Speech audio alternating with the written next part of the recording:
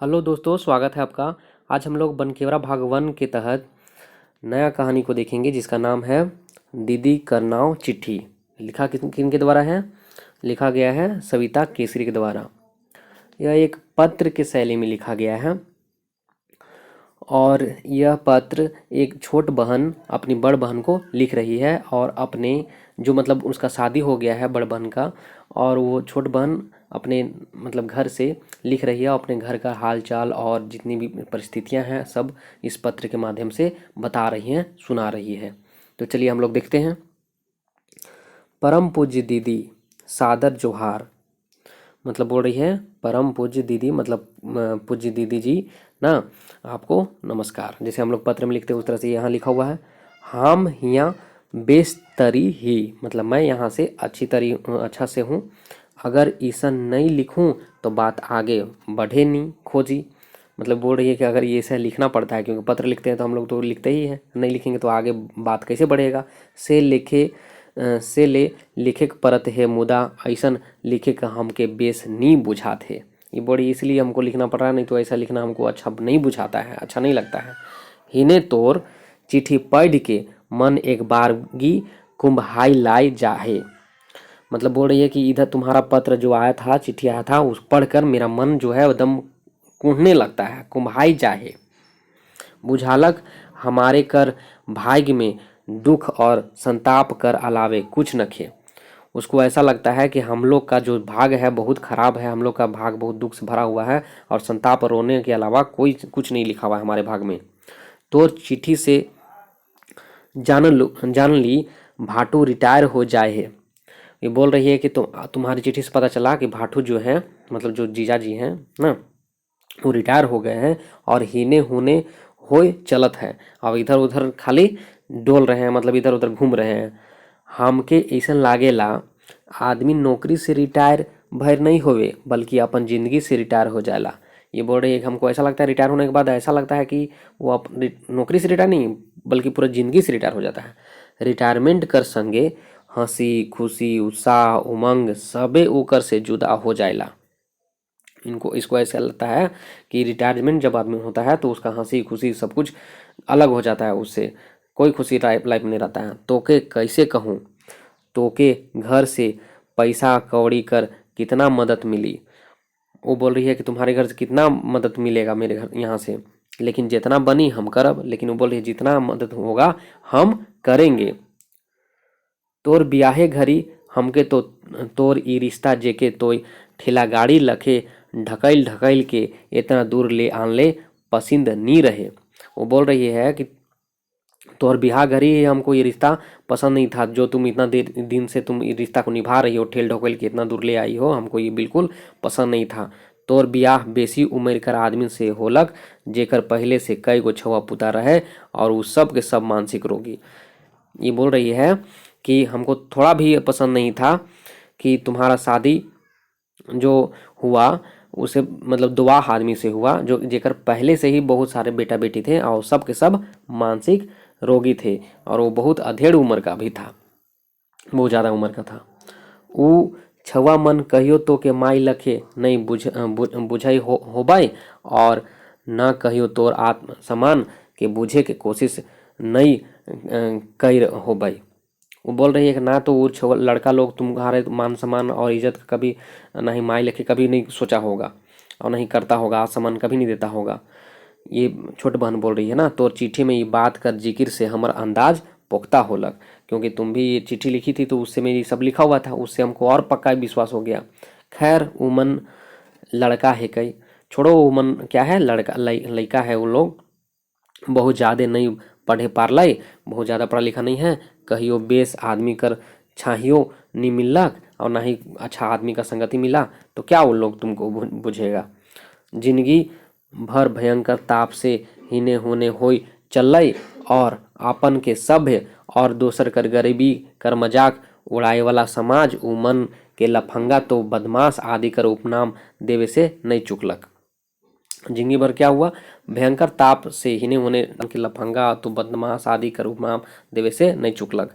तो समाज में समाज के लोग ना गरीबी का, और जो उन लोग जो लोग इधर उधर घूम रहे थे, उनका जो बेटा लोग लफंगा हो गए थे, उनको तो समाज क्या लफंगा नाम दे ही दिया। उन लोग मजाक उड़ाता है। खैर कोई बात नहीं, तोय कहियो आपन बट से उमनक कोनो ना कहबे। समाज तो तुम उन लोगों को बदमाश लफंगा ये सब मजाक उड़ा ही रहा है, लेकिन तुम अपने से उन लोगों को कुछ मत कहना। ये समझा रही है अपनी दीदी को। कोनो काम धाम मिल गेल साइत थिर हो जाइब। तो कोई काम धंधा मिल जाएगा तो अस्थिर हो जाएगा उन लोग भी। अखन उन मन के आपन कुछ होवे के आपन आत्मसम्मान कर बेसी चिंता है। उन लोगों को सबसे पहले तो अभी आप अपना आत्मसम्मान का चिंता है, जो गांव घर में उनको मजाक उड़ाया जा रहा है। हम तो के खाली उपदेश देवे लागली। अब बोल रही है कि हम तो तुमको उपदेशे देने लगे। आप लिखते लिखते हिने घर में बड़की माई कर बेटी कर बियाह तय हो जाए है। यहाँ बड़की जो माँ है, मतलब बड़का चाचा का जो बेटी है, उसका शादी तय हो गया है। लड़का बेस और बेगर तिलक ले ले बियाह करे ले तैयार है। और लड़का बिना तिलक लिए हुए शादी करने के लिए तैयार है। ये हमरे लिए बड़ा खुशी कर बात है। इसे हमको बहुत अच्छा लगा, बहुत खुशी की बात है। लेकिन छोटका काका काकी कर हालत बहुत खराब हो जाए है। लेकिन छोटका जो चाचा चाची हैं उनका हालत बहुत खराब है। काका कर उम्र तो जानते ही यह 30-35 होवत है। मुदा उनकर दुइयों आँख में मोतियाबिंद हो जाए है। चाचा की उम्र कितना हो रहा है? 30 से 35 साल का है, लेकिन उसका आँख में मोतियाबिंद हो गया है। दिन होई कि रात एको नहीं सूझे। ना ही तो दिन है कि ना ही रात है, उनको कुछ नहीं पता चलता है। उनकी एगो चांद नियर बेटा होय है। उनका एक चांद नियर बेटा है। कायले उनके हम देख ली अपन बेटा के कायले रहे कराले रहे, और हाथ से ओकर मुंह ना गोड़ हाथ के छू छू के ओकर सुंदराई के परखे के चेष्टा करत रहे। काल्हे हम उन चाचा को देखें कि गोदी में लिए हुए है और हाथ से छू छू के मुंह नाक हाथ गोड़ छू के देख रहे हैं, क्योंकि उनको दिखाई नहीं पड़ता है। उसके माध्यम से उसके सुंदर चेहरा को परखने का कोशिश कर रहे थे। बड़ा खराब लगलक। बुझालक भगवान उनकर हाथ के ले लेतई, मुदा आँख के तो दे देतई। हमको लगा कि कम से कम भगवान उसको हाथ गोड़ पर ले लेते, हाथ गोड़ खराब कर देते, लेकिन आँख तो देते। आप तो कहो आबे जाब नहीं पा रहे। अब तो चाचा जो है अब कहीं आने जाने नहीं पाते हैं। खेती बाड़ी सब इसने में बिलाई गेलक। खेती बाड़ी सब इसमें एक चलते खराब खत्म हो गया। अब की तो 10 अड़िया धान नहीं हुई। अभी तो अपनी 10 मन धान नहीं होगा। काका कर बियाह में तो आई रहीस। तुम तो चाचा का बियाह हो रहा था तो आइबे की थी। काकी कर दमकत मुंह देखे ले और उनकर से बोले ले कतना हमरे उनकर आगे पोछे होत रही। हम लोग कितना आग बका रहे थे, चाची कितनी सुंदर थी, इस देखने के लिए हम लोग इधर आगे पीछे हो रहे थे। तो कि याद तो होबे करी, तुमको तो याद होगा। आप तो काकी के देखबे अब तो काकी के देखबे तो चिन्ह ही नहीं पार पे। अब ऐसा चेहरा हो गया है कि अब तुम चिन्ह भी नहीं पाएगी। 2 साल में सूख के कांटा हो गेलै चिंता के मारे। अब टेंशन में 2 साल में वो सूख के मतलब कांटा हो गई, एकदम पूरा पतली हो गई है। दवाई बीरो कर दपाई करे ले कहत है, मुदा पैसे न खे। दवाई करे के उपाय तो कर रही है, लेकिन पैसे ही नहीं है उनके चाची के पास। काकी कर काका कर स्वभाव बहुत कड़वा हो जाए रहे। अब काका जो चाचा है ना, उनका स्वभाव बहुत खराब हो रहा था, कड़वा हो रहा था। डांट रहे थे सबको। उनकर ठिन कोई जाए नहीं खोजे, कोई भी जाने के लिए हिम्मत नहीं कर रहा था उनके पास। इन्हें गांव में नेत्र चिकित्सा शिविर लागे रहे। अब गांव में एक नेत्र चिकित्सा शिविर लगता है आंख दिखाने के लिए। वहाँ काका के ले गई, वहाँ काका के ले गए। अजब अजब आदमी और अजब अजब उन मनक के आँख का रोग। एक से एक आदमी था, एक से एक आँख का बीमारी हुआ था उन लोग के। सबे के दवाई मिलक कि नहीं से के तो नहीं जानब, लेकिन काका के देलई और कहलई कि उनकर आँख कर एक ठो नस सूख जाए है। सबको दवाई मिला कि नहीं मिला ये तो नहीं पता हमको, लेकिन डॉक्टर बोले कि इनका आँख के एक नस सूख गया है चाचा के। यहाँ कर दवाई से बेस नहीं हुई, यहाँ के दवाई से बेस नहीं होगा, ऑपरेशन करे के हुई, सीतापुर लेके हुई। और इसके लिए सीतापुर जाना होगा। बड़ी उम्मीद लेके शिविर जाए रही, लेकिन कुछ नहीं होलक। शिविर में कुछ नहीं हुआ, खाली बोला कि सीतापुर जाइए ऑपरेशन कराना होगा। काकी कहलई उनकर ठिन सोना का एक ठो अंगूठी है। काकी बोले कि एक ठो सोना का अंगूठी है, से के बेच के दवाई करब। खेतो बेचे खोजत है, लेकिन विपत कर बेरा में माटियों कर मोल के वो लेवे ले तैयार नखे। वो खेत बेचने के लिए भी तैयार थी, लेकिन माटी को इमोल मतलब खेत को कोई लेने के लिए तैयार नहीं है विपत के समय में। वो सोना कर अंगूठी के ले के घर में गोहराई है। वो सोना के अंगूठी को लेकर घर में बहुत ज़्यादा लड़ाई हो रहा है, गोहराई हो रहा है। बड़की माई कहे के है कि अंगूठी उनकर बड़का दामाद कर है के जे नहाए के बेरा खोल के धैर्य दे रहे और बाद में पाबे नहीं कर ले।